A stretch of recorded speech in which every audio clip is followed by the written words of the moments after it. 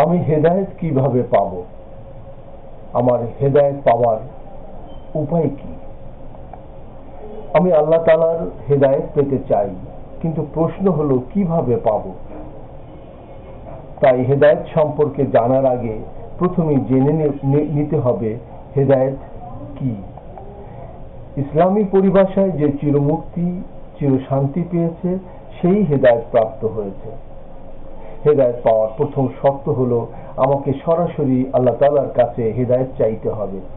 আমি সরাসরি আল্লাহ তাআলার কাছে হেদায়েত চাইব না আমার পীর, আমার মুর্শিদ, আমার কেবলা আমার জন্য হেদায়েত চাইবে, তা হবে না।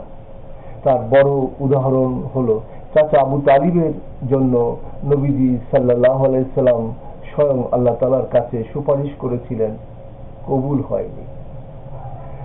আজ জুমারের 22 নং আয়াতে আল্লাহ তাআলা স্পষ্ট করে বলেন, আফামান শারাহাল্লাহু সাদরুহু লিল ইসলামি ফাহুয়া আলা নূরিন মির রাব্বি। আল্লাহ যার বক্ষদেশ ইসলামের জন্য উন্মুক্ত করে দিয়েছেন, সে তার রবের নিকট থেকে পাওয়া একটি আলো অনুসরণ করে চলছে। হযরত আব্দুল্লাহ ইবনে মাসউদ রাদিয়াল্লাহু তাআলা আনহু বর্ণনা করেন, নবীজি সাল্লাল্লাহু আলাইহি সাল্লাম আমাদের সামনে যখন এই আয়াতখানি তেলাওয়াত করলেন, আমরা বক্ষ উন্মোচন এর অর্থ জিজ্ঞেস করলাম।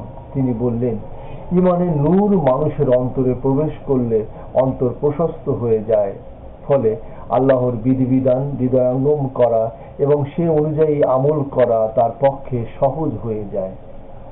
আমরা আরজ করলাম, ইয়া রাসূলুল্লাহ, এর লক্ষণ কি?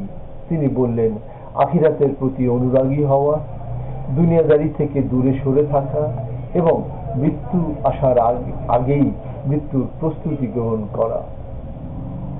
অর্থাৎ যে হেদায়েত পেয়েছে তার প্রমাণ তার অন্তরে নূর রয়েছে। অন্তরে নূর আছে কিনা তা 3 প্রকারে বোঝা যাবে। 1, সে দুনিয়ামুখী হবে না। দুনিয়ামুখী বুঝবো কি করে? যার মধ্যে 3টি স্বভাব রয়েছে সে দুনিয়ামুখী। যেমন আমিত্বের মহব্বত রয়েছে, ধন সম্পদের মহব্বত রয়েছে, নারীর মহব্বত রয়েছে। এই 3 স্বভাব দ্বারা মানুষ দুনিয়ামুখী হয়ে থাকে। 2, আখিরাতমুখী। দুনিয়াতে সকল কাজ আখিরাতের উদ্দেশ্যে যে করে থাকে, আখিরাতকে সামনে নিয়ে চিন্তা ভাবনা কথা কাজ করে থাকে, সেই আখিরাতমুখী। 3, মৃত্যুর জন্য সর্বদাই প্রস্তুত থাকা। আল্লাহর কাছে যাওয়ার জন্য যে সর্বদাই অস্থির থাকে, প্রস্তুত থাকে। এই 3টি স্বভাব যার মধ্যে রয়েছে তার অন্তরে আল্লাহর নূর রয়েছে। উপরোক্ত আয়াত এবং আলোচনা থেকে বলা যায় যে তিনি হেদায়েত প্রাপ্ত। আল্লাহ তাআলা আমাদের দুনিয়ামুখী হওয়া থেকে বিরত রেখে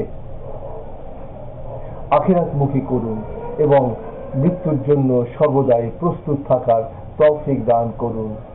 আমিন।